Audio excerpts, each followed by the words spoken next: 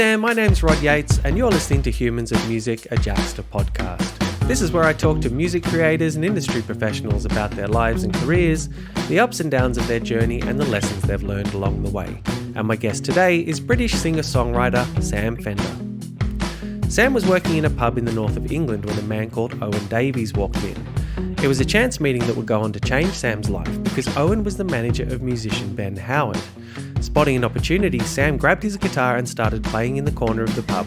Owen liked what he heard, took Sam's number and would soon become Sam's manager as well. Since then, Sam's career has exploded. He won the Critics' Choice Award at the 2019 Brit Awards, while his debut album Hypersonic Missiles landed at number 1 in the UK when it was released in late 2019. Now this might sound like a scenario plucked from a Hollywood movie. The struggling musician gets spotted by a manager in a pub and goes on to become famous. But Sam's upbringing was about as far from Hollywood as you could possibly get. Raised in the working class town of Shields, he grew up in a broken home where money was tight and saw family members struggle with mental health from an early age. Not surprisingly, the rush of success was a lot to take in. And we talk about that in this interview, which actually took place just before the release of Hypersonic Missiles, when Sam was still getting used to his new life.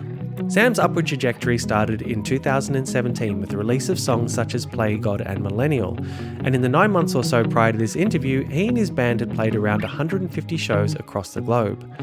I started the interview by asking Sam what advice he'd give the person releasing those early singles, given everything he knows now.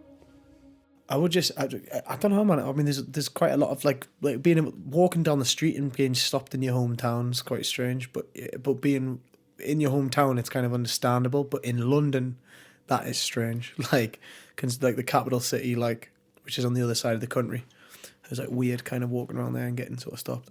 I'd also probably tell myself to buy good quality underwear and good quality socks, because it's a proper ball ache, like quite literally a ball ache when you don't have good underwear and you're on a 24-hour flight from fucking London to Australia. Yeah. Some artists put socks and undies on their rider. Yeah. Well, I think I'm going to start doing that. Okay. But you want good quality ones. Yeah. Because when you're flying, you don't want your balls in a knot. Do you know what I mean? That's the perfect takeaway from 150 shows in a year. Yeah. That's what I learned. That is the sum of my knowledge of touring. So you think, obviously you come from North Shields, which is near Newcastle upon Tyne, and I've seen you describe that as a drinking town with a fishing problem. Yeah. What was it like to grow up there? Rough and ready. Quite, very juxtaposed, I'd say, like quite very idyllic and pretty, but then also it had its problems, you know what I mean? But it's not like it's kind of gone through a lot. It's always I came into the world when Shields was at a very pivotal sort of change in time. There was 1991. There was a load of riots in the Meadowell estate, because 2 boys got run off the road by the police in a car chase, and then that kind of made people uprise, and they blamed the police. And people were setting fire to youth centres and cars and things, and there was kind of a lot of just carnage, you know what I mean, and unrest, and then it kind of by '94 it kind of started to calm down, and that's when I was born, and then the whole sort of place got regenerated a bit. So then I kind of came into it when it was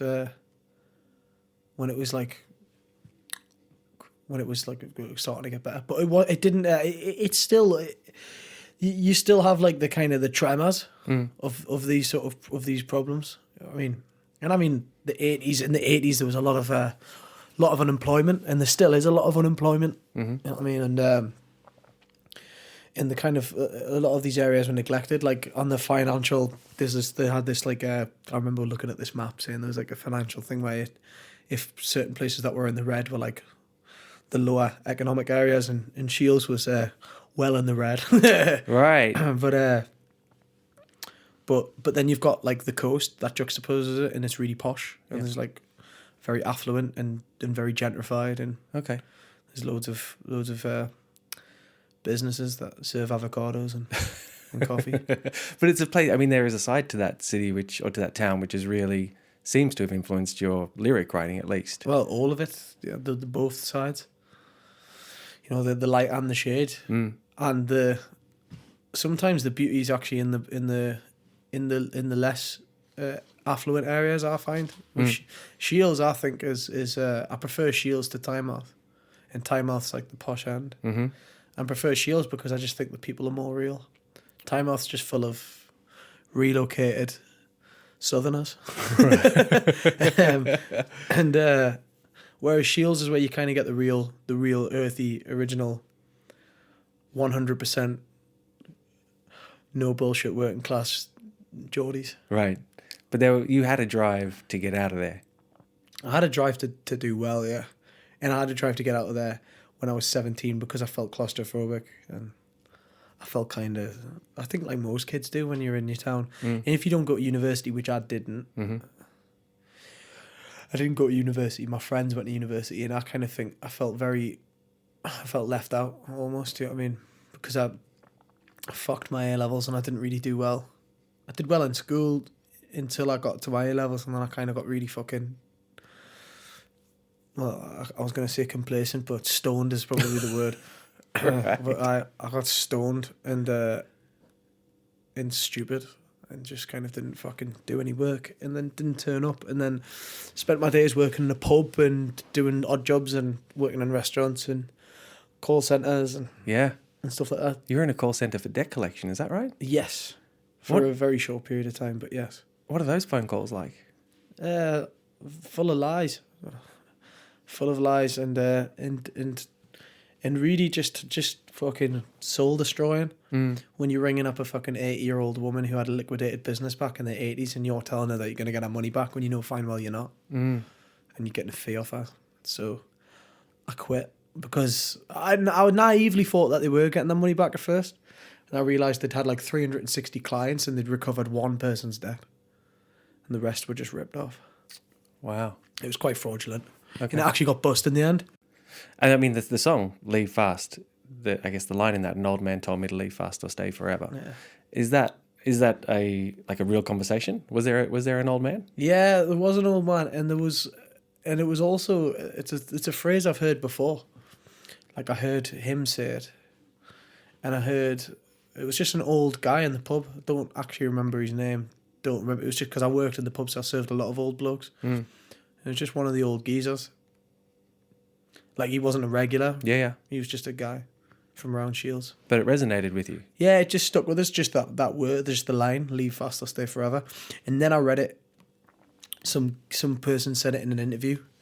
Not like just a random person was talking about it. I think it was like a BuzzFeed article about fucking the 10 most depressing towns in the UK, and one of them was Sunderland, which is in the northeast. Okay. Just like it's our football rival. Yeah. And it's a fucking, and somebody just says, "Leave fast or stay forever." Yeah, right. And I saw that and I was just like, that is a fucking great line. Yeah, I'll take that. And I was just like, that is mine. And I just think most people resonate with that when they're a kid. Like when you're 17 and you're fucking stuck in the same old rotations, and you're seeing the same people and the same faces. And then to add insult to injury, all of your friends have moved on and gone to do exciting things, and they've started a new life without you. And I felt very left out. I felt very lonely. Okay. You know, I didn't have, like, all of my friends were gone. And I was working in a pub with, you know, people who were older than us. Yeah. And who had settled. Who were staying forever. And I was like, fuck, I've got to get something, because I was like, I don't want to just sit here and pull pints and, you know, for the rest of my life. Yeah. Not that there's anything wrong with that, but it's just not what I wanted to do, you know what I mean? Yeah. I wanted to be a musician and I wanted to do music, but there's no industry in Newcastle for music. There's no, like, real people that can get you off the ground. You've got to really have the tunes. You've got to really get the tunes. You've got to be lucky. You've got to have a good manager, and you've got to get out there. And luckily, a manager walked into the pub where I was working and saw us where I was 18. I was 18 years old and took us on. Yeah, and Ben Howard's manager. Yeah, like Ben Howard's manager. Yeah, Owen Davis. Yeah. Owen, just Owen. Owen, right, But yeah, okay. it's spelled Owen. It's the Welsh spelling. Okay. Yeah, and Owen just walked into the Lowlights, and that's when it kind of all started. You see, it's crazy though, isn't it? Because as hard as you may have been working on music at that point, that's luck. Yeah. Like, he just happened to walk into that pub. Yeah. I do believe that if he didn't walk into that pub, I might still be there. What did he? Was it immediate? Because was it your landlord just knew who he was and said go and play some songs, and he ended up coming up to you? And... Yeah, he just went, go get your guitar out, and I was normally getting in trouble for playing guitar. and then he, so yeah, I went and put my guitar in and just the acoustic. I had all these shit acoustic guitars on the walls. I pulled one of them off and went and sat in the corner of the room and just played that, and then yeah, he was just like, Owen was just like sat there, and he came over like mortal drunk, and he went, "Oh, have you got any originals?" And I was like, "Yeah," and I played him some originals, and they fucking sucked, but he saw something in it.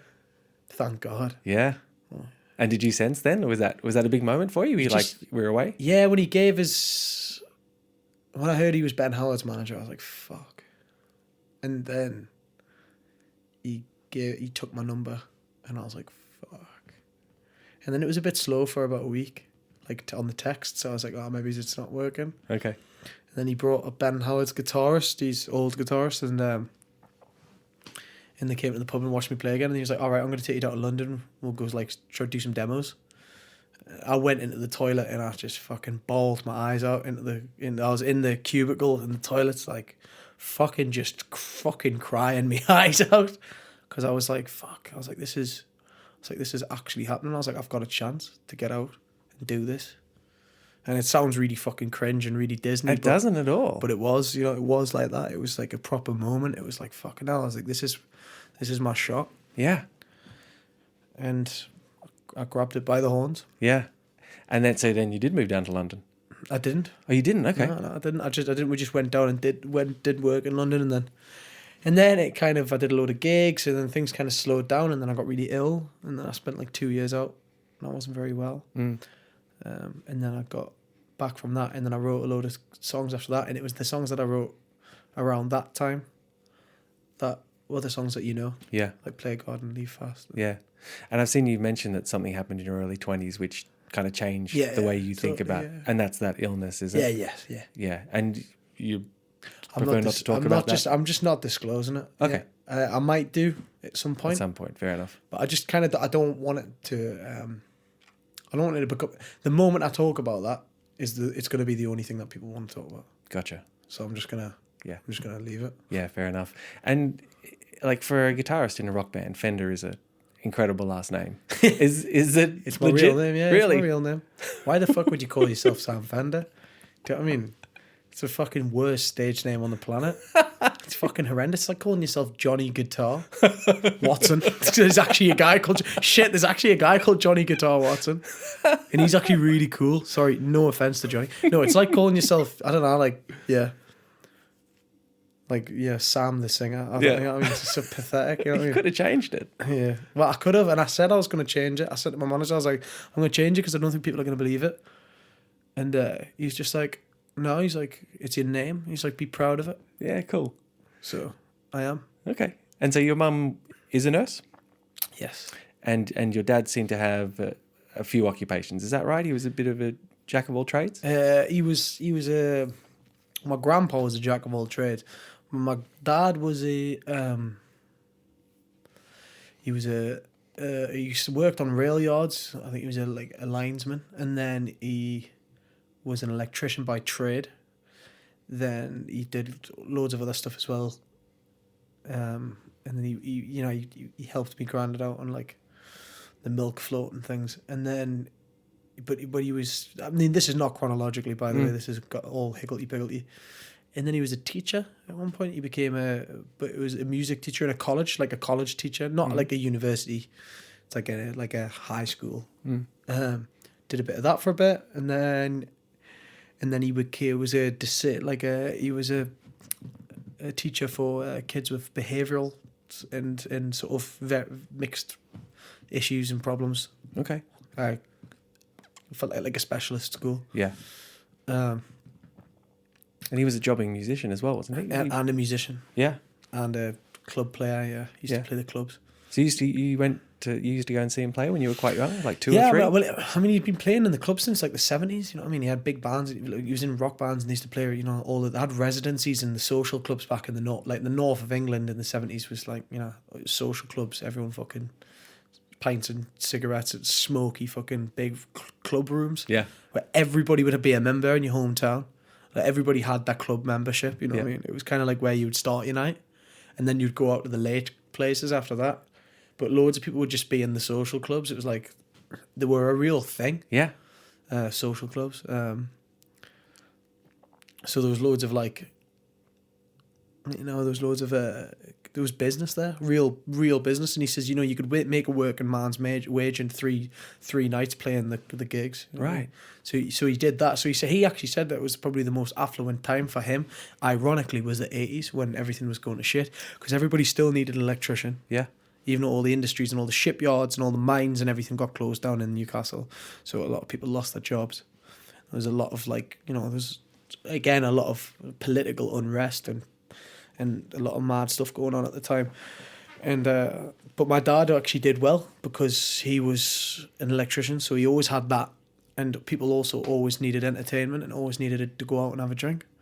So my dad was playing the clubs and doing 3 nights a week on that, and was working as an electrician a self-employed electrician with his own business. Right. So, you know, like when I say his own business, I mean him in a van. Okay. Like driving to people's houses and sorting their fucking shit out. But so is music in your DNA, do you think? Oh, definitely. 100%. I mean, I was like weaned on it.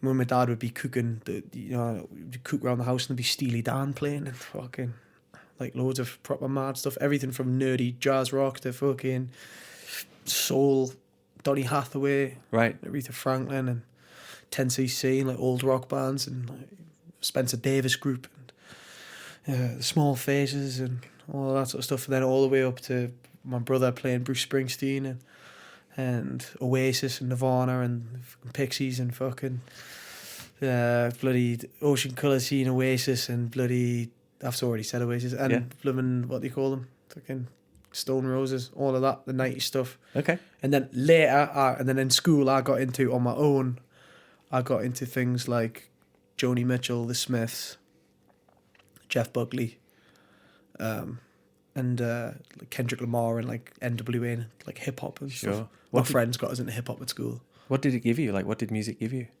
Identity, purpose, confidence, joy. Give us life. Yeah. Give us something. Give us a reason to believe, a reason to live, a reason to just get up every day, even when things were horrendous. Like even when things are really, really bad, it's like I forget to put music on sometimes, and I'm in a really, really bad place, and I'm really, really, really dark, and I'm really struggling. And actually, they're the best times. You put your music on, it's almost like a mantra or like some sort of fucking. I'm getting a bit existential and cheesy here, but some sort of mad healing power in it. Well, you mention it in that sound. It's the thing that keeps you grounded. I presume that sound is what you're referring to there. Yeah, totally. Just the music is the thing that keeps us grounded. It stops us from going off the rails. Yeah. It stops us from losing it, and it also stops us from spiraling into this. Because before I kind of got signed, when I worked in the pub, I just drank every day because I could, and it was escape. I wanted escapism, and I think I'm a bit of a fiend for that. Like I really do sort of. I'm a creature of habit, and I love my escape. So I'll find that in booze or fags, and I'll find it in drugs, or I'll find it in music. You know what I mean? I have to find it. Yeah. I have to get that escape because I'm not very good at sitting in my own head. Okay. For too long. Because I'm a typical self-loathing northerner. Well, you only need to look at your lyrics and you can tell there's a lot going on in your head. How would you describe the noise in your head? it's chaotic, but if you get a hold of it and you get the reins on it, I can make something decent out of it. You know what I mean? And I can make something that clearly people like, and which is nice. You know what I mean? It's lovely to like, you know, take them moments in time and turn it into something that a couple of thousand people are going to sing back at you. You know what I mean? Yeah. That's magic. That is my magic. My magic trick. That's what Bruce Springsteen said in his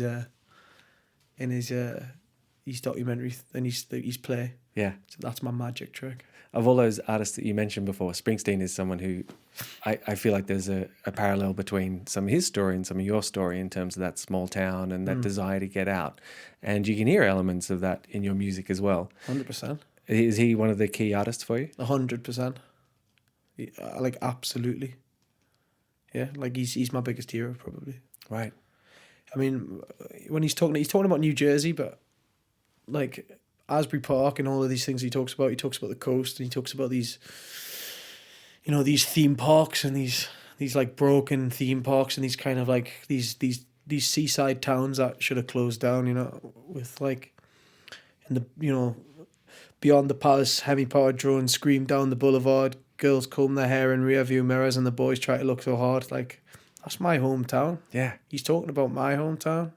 And he's talking about your hometown. He's talking about everybody's. But for me, he was specifically speaking, because I'm from a seaside town that's got its problems, but it's also got its beauty. It's got its pride. I think, like, that's something to really kind of to be proud of. Yeah. And I get a lot of that from Springsteen. Like, I listen to his music, I feel like he's singing about my dad, or he's singing about, you know, my uncles. Yeah. Or he's singing about my mother. My mother, when she was, you know, going through her like adolescent years, I feel like he's singing about them. He's singing about real people. And that's, I think that's who I connect with. I connect with people from a normal place. Because that's all we are. Yeah, at the end of the day. Yeah. Well, most people anyway. Most people, we're just trying to get by. We're just trying to have fun and trying to enjoy it and make the most of it and have some good, genuine connections with the people we love.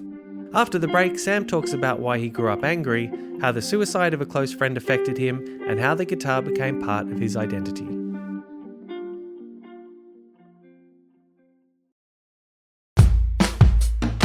Welcome back to Humans of Music and my interview with Sam Fender. Sam says he had a really pleasant start to life, but when his parents split, things got rocky, setting off a series of unfortunate events that would shape the person he is today. We pick up the conversation talking about his parents and the fallout from their split. Well, actually, I lived with my dad first. Okay. And then my mom actually left when I was 8, which is quite hard for everybody. And then it went full circle, and I got kind of kicked out by my stepmother at one point, and then ended up with my mom again. So I did a full circle with both of them. Yeah. So it was mad. My mom she's wonderful. She's a lovely, caring, crazy Fruit Loop of a person who I absolutely adore. And she's, you know, full of love, and she really, really does care. And she's just wacky, man. She's completely wacky. She's a daydreamer, my mother. Okay. She's a complete daydreamer, which is where I get it from. I get all my daydreaming imagination from the fact that I'm, you know, always staring out the window at school thinking about something else. Right. And that's all my mother. Okay. My dad, I get the stubbornness and the practicality from him. Okay. And the temper. But my mother, I think I get a lot of I get my music from my dad, but I think I get my imagination from my mum. Right. And I get the writing from her. Okay. And you mentioned that your stepmother kicked you out. I mean, were you a good kid or were you a wild kid? I wasn't wild. I mean, I don't think I would have been perfect. I don't think I was perfect. I don't think I was easy. But I don't think any kid's easy. I wasn't bad. Mm-hmm. I wasn't like a bad kid. My heart was in the right place. And my head was screwed on. I was angry. I was an angry kid. About Especially what? after I got kicked out. What were you angry about? Oh, just a lot of stuff. Just family. The house. I had a really, really pleasant start in life, and then it went after my parents split up. It got a bit it got rocky, and there was those trials and tribulations that you go through when you grow up, and these things are the things that make you who you are. And it was there's kind of a series of unfortunate events that kind of spiraled in a lot of loss, and I lost people that I was very, very close to. I had I experienced suicide when I was 13, and that kind of really upset us. And I never really spoke about it because it really cut us. I lost somebody who I cared about a lot, who was kind of she was like the middle man between my parents. When they split up, I kind of used to stay at hers and stuff. And she took her life when I was 13. It really broke my heart, you know what I mean? And I think, especially when you can't process or articulate how you feel when you're 13, so it comes out in other ways. I just stopped eating. I just didn't, and I spent that time kind of I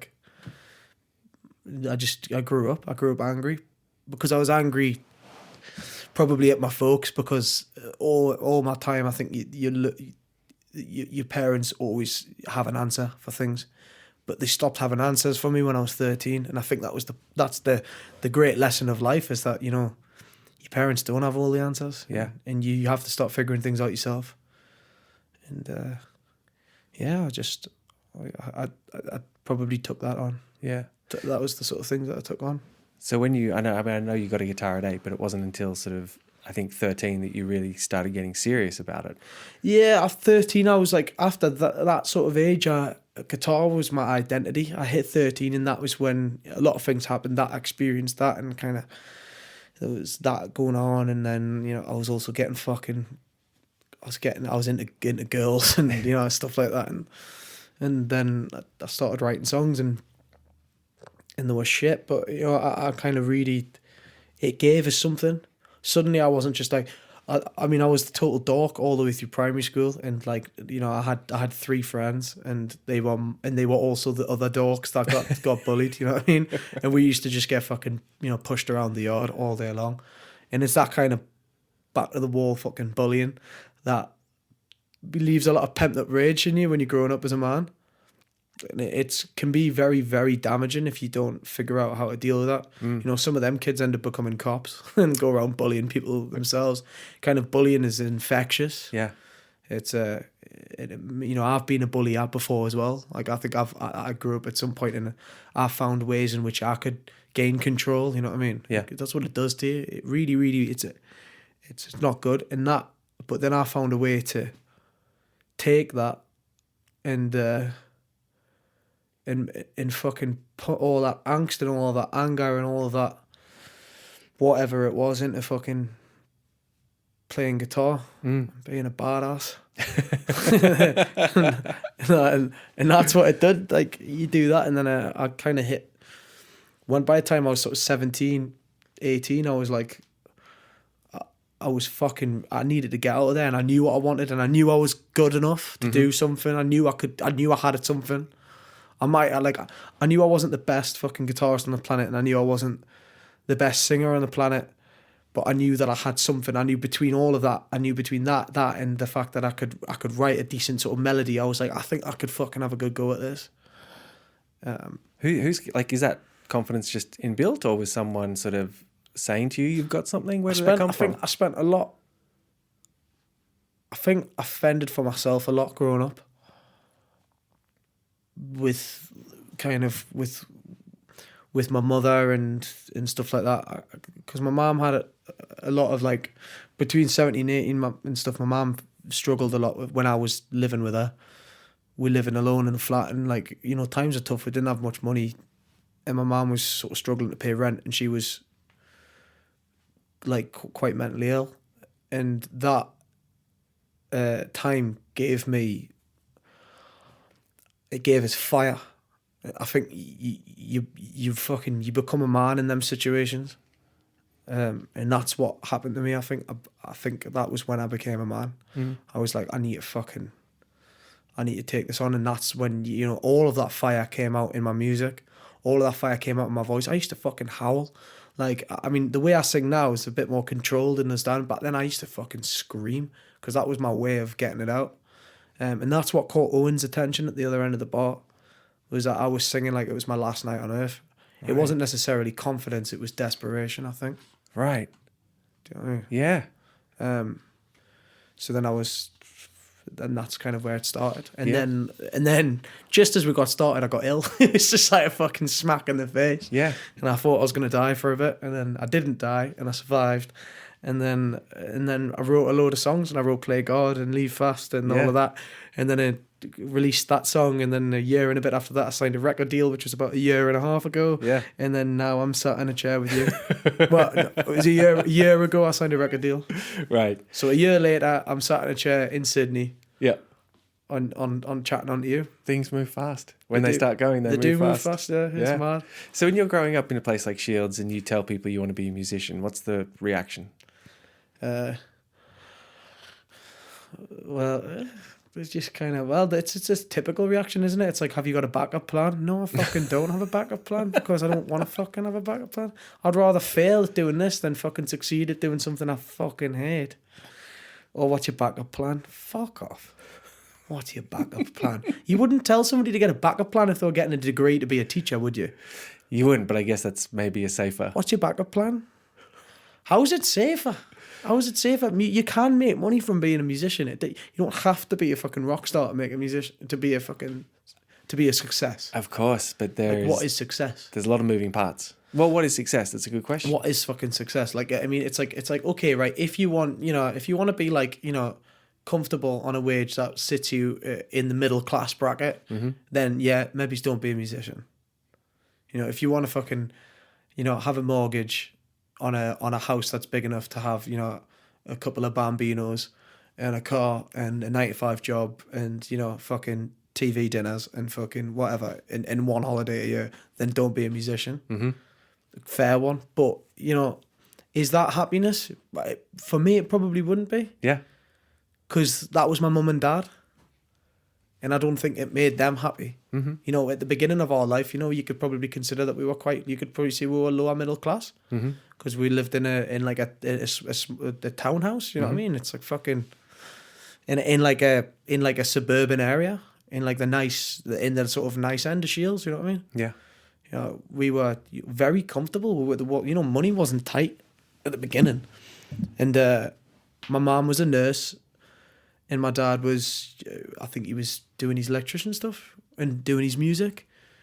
And, it clearly didn't work for them. Yeah. They ended up in a divorce and both ended up leaving that house and downsizing and going to smaller places. And then me and my mum moved into a council estate. And you know what it is? There was times, even though we had fuck all, there was times, and when my mum was mentally ill as well, where actually there was dark times, but some of them times actually when I had nothing were some of the best times of my life.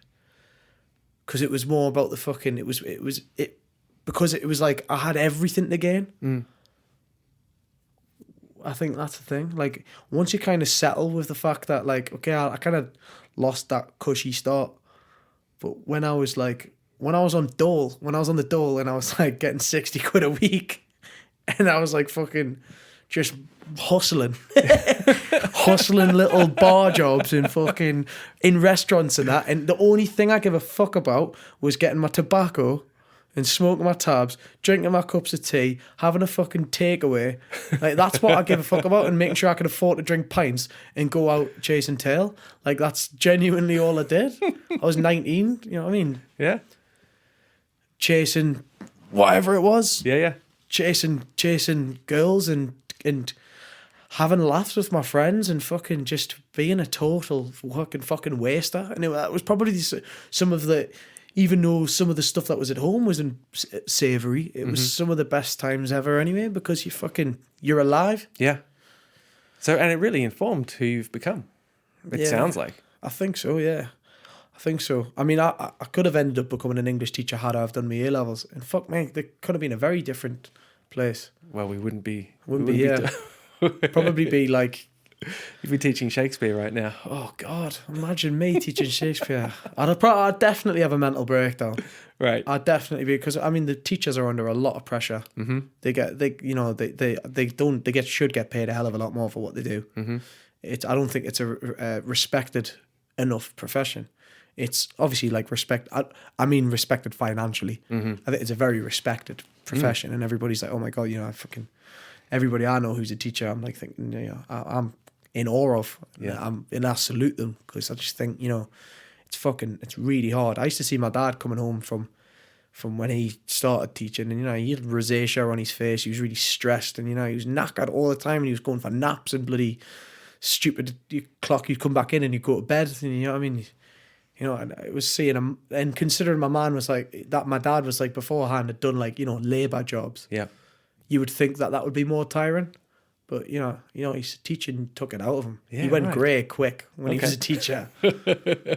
I've seen you talk about your album Hypersonic Missiles, and you Yes. say it's a 25-year-old in 2019 looking in confusion at the world around you.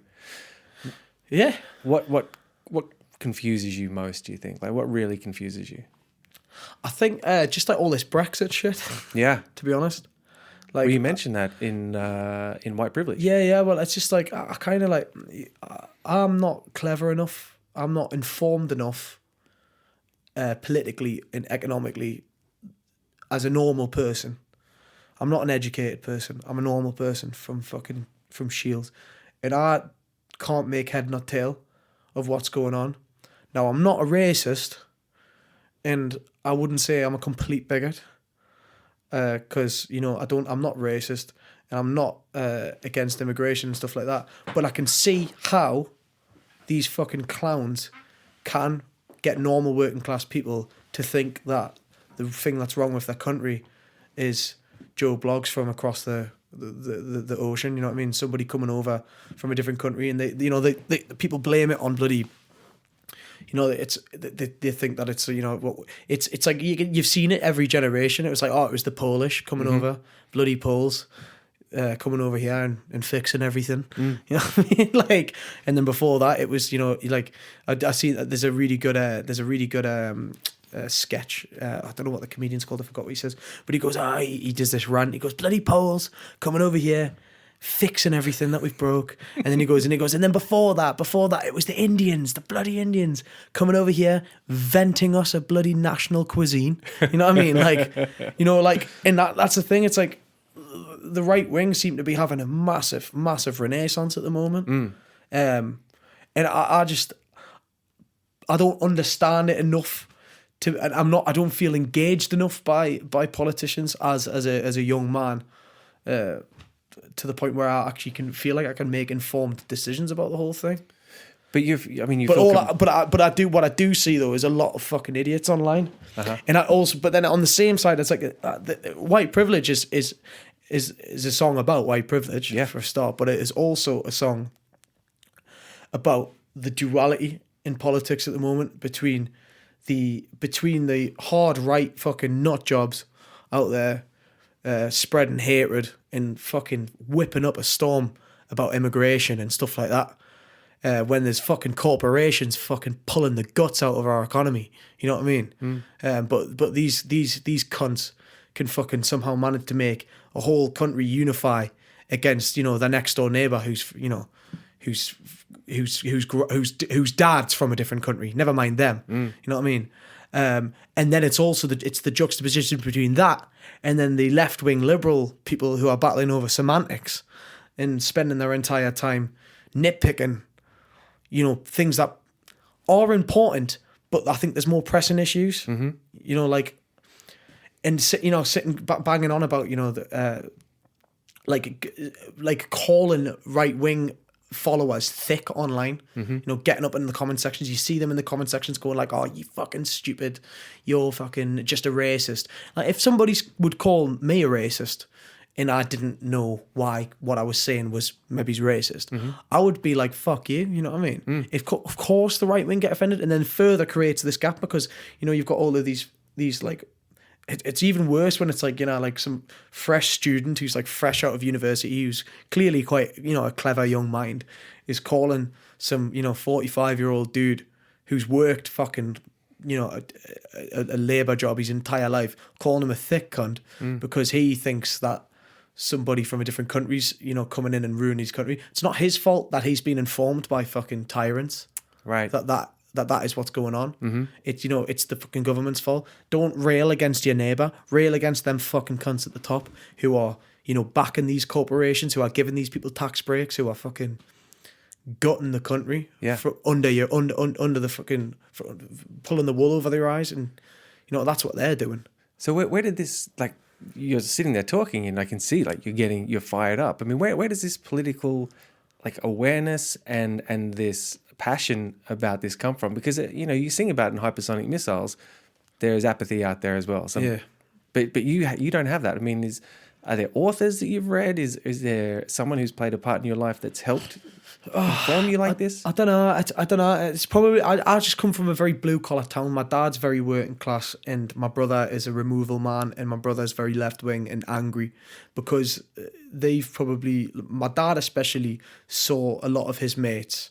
He lost friends to suicide during the 80s when the economy was bad. So he's seen firsthand the effects.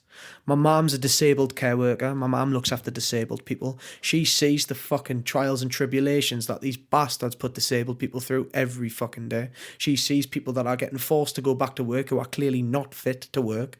Do you know what I mean? She sees that every day, and then that in her turn affects her mental health. I've also seen her have to go through 3 tribunals herself when they thought that she was fit enough to work. She had fuck all, and she was mentally ill. And I was there, 17, worrying about ways to make sure that my mum wasn't going to be pushed over the line.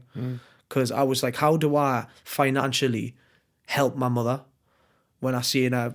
You know, there's times where she would be breaking down in front of us.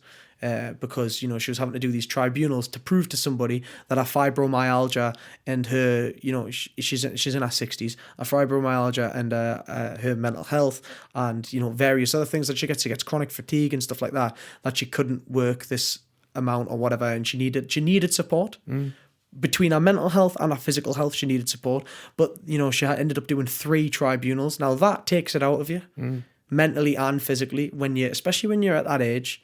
And you're under that circumstance, and she, you know, it fucking is infuriating when you see the people you love under so much stress and pain because of some fucking bellend, right? Who's went to Eton and's had everything fucking handed to them on a plate. And all of their mates own these fucking corporations, and they're all fucking tickling each other's bums and giving each other tax breaks and giving each other free donations, giving each other loads of donations to their parties. Like all of the, you know, the Tory party's amounts of fucking donations that have come from bloody, you know, multi-billionaire bloody companies. It's, you know, it's insane. Of course, of course, the balance is tipped in their favor because they're powerful and they have more money. It's like I'm not politically astute, and I don't know enough about it to have enough to say about it, but what I do know about it fucking pisses me off. Yeah. Do you know what I mean? And it angers me to the point where, you know, I'm emotionally enraged because I've seen firsthand the effects of these fuckers. I don't know how to fix it. I don't know how to take it on, but that is my frustration. Yeah. That is the frustration that is white privilege. That is the frustration that is hypersonic missiles. There's not a lot of people out there who are saying these sorts of things in songs. Oh, I think there is. I think there is. Well, not in rock songs. I don't hear a lot of young... Idols. Yeah, I guess. Fontaine's DC. I think there is, man. But yeah. I still think it's not the norm. I do think there is artists. I just don't think they get put on. I don't think they get given the limelight. And I think radio stations and mainstream people, they shy away from it because they probably have a duty to be impartial. But I think fuck being impartial. There's no time to be impartial at the moment. We've got a wave of right wing arseholes, you know, accosting and taking over our countries and taking over our kids' brains. You know what I mean? People are getting fucking brainwashed by arseholes. And you've got that fucking twat Boris Johnson at the helm in the UK, and you've got Trump at the helm of America. You know what I mean? It's fucking mental. Yeah. Like a guy who's people who are against abortion, and loads of white men are voting on what a woman does with her bloody ovaries. Like, what the fuck's going on? Yeah. It's like, 'cause their bodies. Yeah. Yeah. White men voting on what women should do with their bodies. Like, what is this? The fucking Victorians. It's true. It's like that's what pisses us off, because I feel like in some ways we're so progressive as a race. The human race is so progressive in the sense that we're beginning to we're beginning to understand mental health, and we're beginning to highlight it and give it breathing space, and give it a platform, and give people a platform to talk about it. And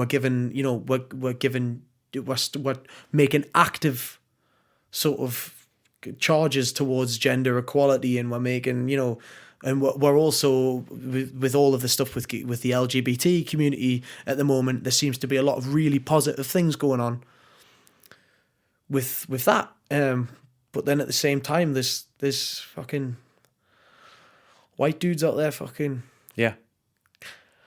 making some fucking botched decisions based on fucking Jesus. You know what I mean? What the fuck?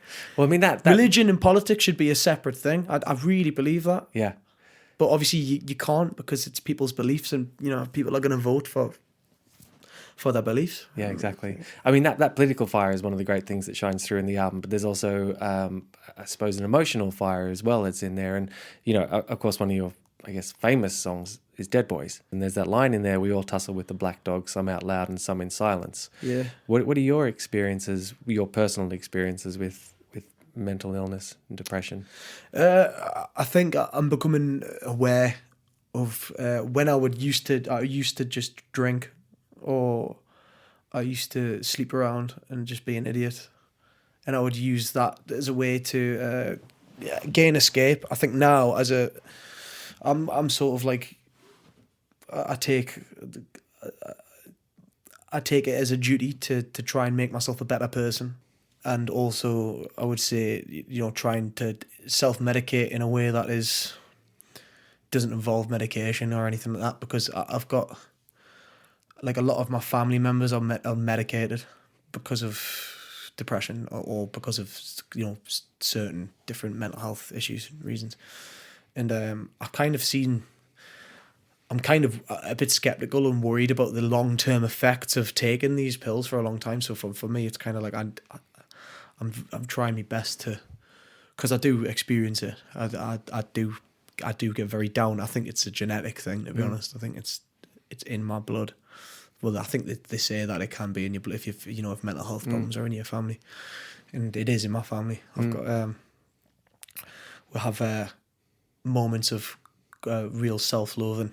I think something that we're kind of that it is sort of ignored. You know what I mean? For years, probably because my parents came from a generation where it wasn't really a done thing to speak about it.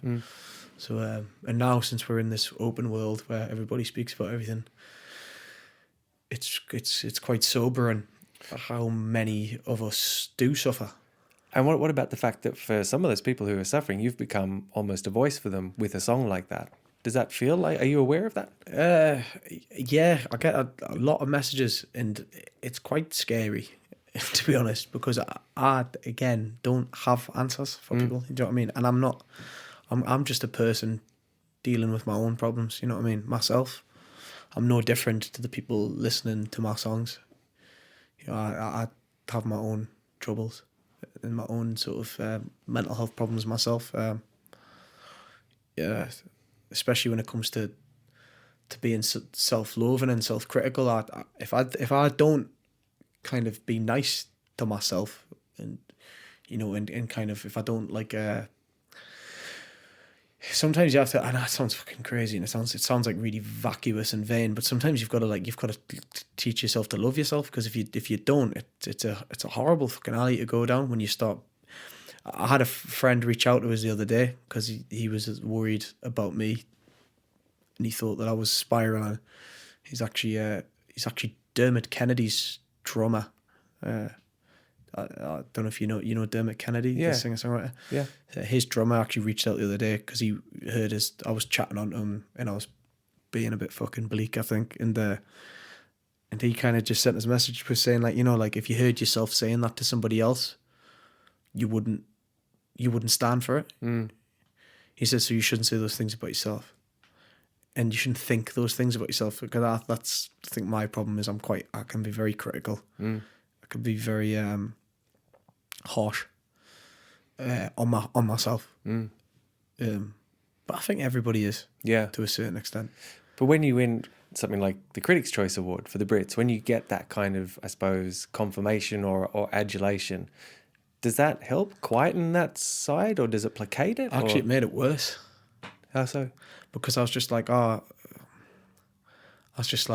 you're just a manufacturer. Like, I instantly went for the negative instead of like going, look, Sam, like, this is because you've done well and this is because this has come from.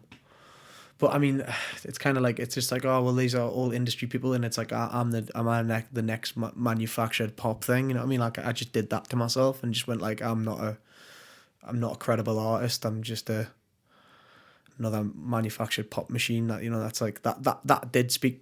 That's sort of like the dark avenue that I sometimes go down in my head, which is fucking ridiculous, because obviously it wouldn't have happened if I was, completely talentless. I've obviously done something right. And I think what I've got to remind myself is I'm not one of them, because I write all my own songs. I don't co-write anything. I never would co-write anything, because I don't like writing half a story. And I think that's the important thing, because if I was co-writing with a load of different writers, then maybe I would feel like that. But I shouldn't feel like that when I've done it all myself. Like, I should take pride in that instead of fucking beating myself up. So are there ways that you're trying to be more conscious of being kind to yourself? Are you doing things that... Not really. I just like, I find I get happy when I'm looking after my mates. Like, if I find the best way for me to start liking myself is by being there for other people and by doing things for other people, as opposed to being so self-centered and spending your time. Because this job is what made me feel like that. It's because you spend so much time looking at fucking pictures of yourself and talking about yourself to people like yourself, speaking to people about yourself, interviews about yourself. It's very vacuous. It's very self-centered. And then you go back home and you're the most exciting thing that all of your friends can talk about and brag about, because they're like, oh, my mate's doing really well, and he goes for tea at Elton John's house and stuff like that. Yeah. And my mother is like, she's obviously, they all want it, and all they want to talk about to you is you. So constantly you're like the center of the conversation all the fucking time, which, to some people may sound wonderful, but it can be very, like, don't get us wrong, I'm not going to lie, of course I love a bit of attention. It takes a level of ego to get here, you know what I mean? You've got to have that. You've got to have a bit of that, and you've got to want to, you've got to want the attention. You've got to want to be received well and all that sort of stuff. But it becomes vacuous when it's you that having to talk about yourself all the time. Or when sometimes all I want to do is talk about my godfather's kids, and I want to talk about their school day, and I want to, when I see Dominic and Emily, they're like my brother and sister. It's my godfather's children, and I'm really close to my godfather. He's like a dad. When I speak to them, it's like I instantly feel like a human again. I don't feel like a commodity or this golden boy from Shields. I don't feel like that. I just feel like Sam, the regular Sam before any of this fucking excess bullshit that comes with the job. Like, Sam that just wants to, care about his mates and his family, and wants to make sure that people are okay, and that, I think that's the part of me that I like, the part of me that is empathetic, and the part of me that cares about his friends and would do anything for them. You know what I mean?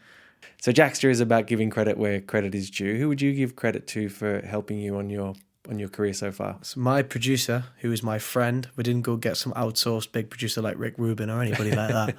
We got my producer's a guy from Liverpool from the Wirral, to be precise.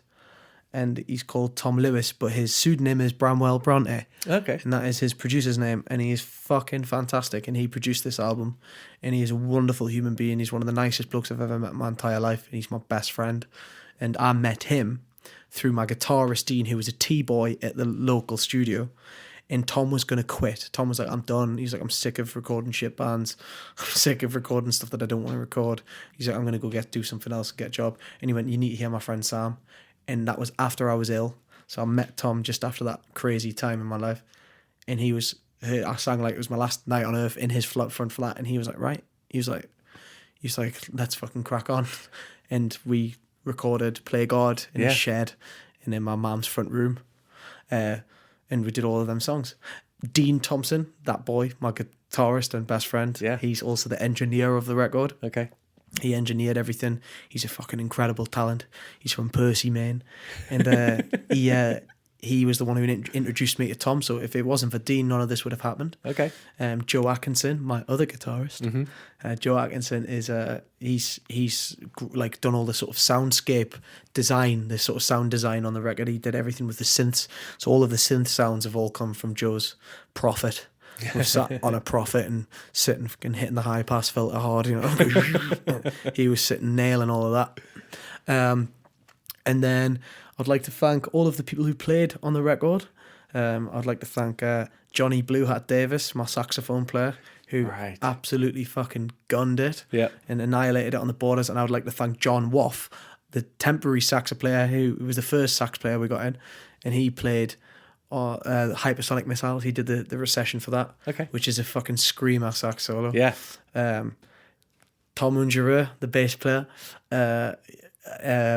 Drew Michaels, the greatest drummer to come out of Blythe, but also one of the greatest drummers ever and the best drummer I've ever worked with.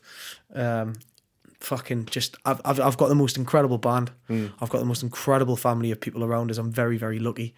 I'd like to thank Rich Costi, who mixed the album. Yeah. He's a fucking genius and a good, fucking great laugh and a really, really wholesome, good lad.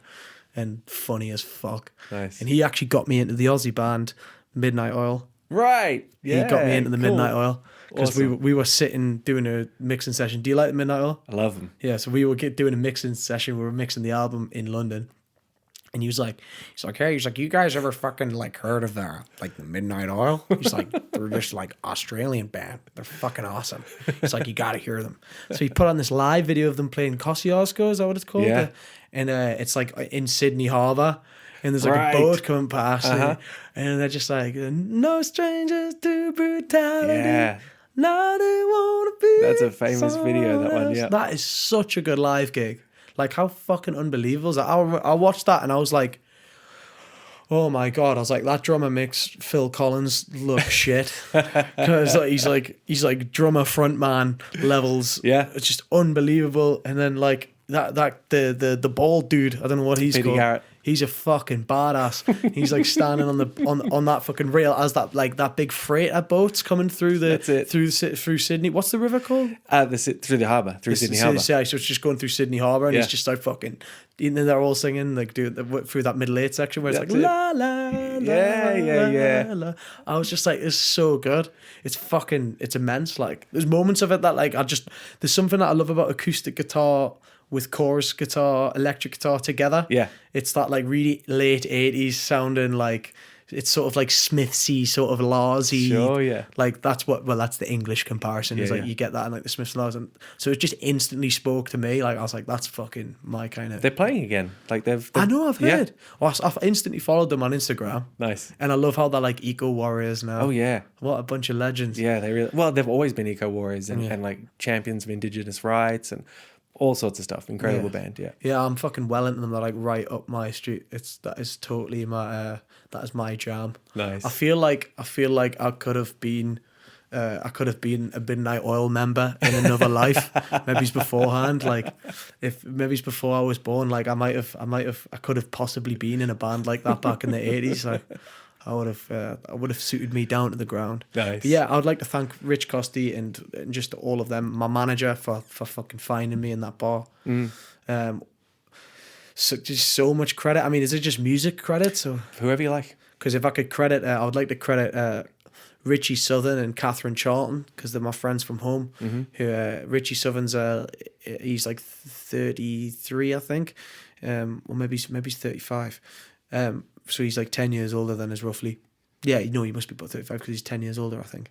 And he's basically like being like an older brother to me. You know, he drove me to so many concerts for no payment other than just to watch the show. Yeah. You know what I mean? I couldn't have done half of the shows that I've done if it wasn't for them in the early days. Yeah. It's just, there's so many people. You should read my album Thank Yous. Right, okay. My album Thank Yous is fucking ridiculous. It was like, I think it's a good few thousand words long. Well, that's what you just said then is a good start. Because it's like, there's so many people that I thank. Like, it's ridiculous. Yeah. There's like a total long list of all of the... Takes a village. All of the people that helped us out. There's so many people. Yeah. Well, that's a good start. So look, thanks so much for your time. Thank you so much for talking to us. Thanks a lot. And that's it for another episode of Humans of Music. Thanks for listening, and thanks to Sam for taking the time to chat. This episode was recorded at New Holland Studios in Darlinghurst. It was engineered by Lachlan Mitchell from Parliament Studios in Annandale, and the theme and incidental music were written and performed by Sam Lockwood. Please remember to subscribe to the Humans of Music podcast so you never miss an episode, or feel free to share it amongst your friends and jump online and rate and review it. And remember, for the rest of 2020, Jaxsta Pro is free. So if you make music or work behind the scenes in the music industry, head to jaxsta.com and sign up to become a Jaxsta Pro member. It's free. Until the next episode of Humans of Music, I'm Rod Yates. Thanks for listening.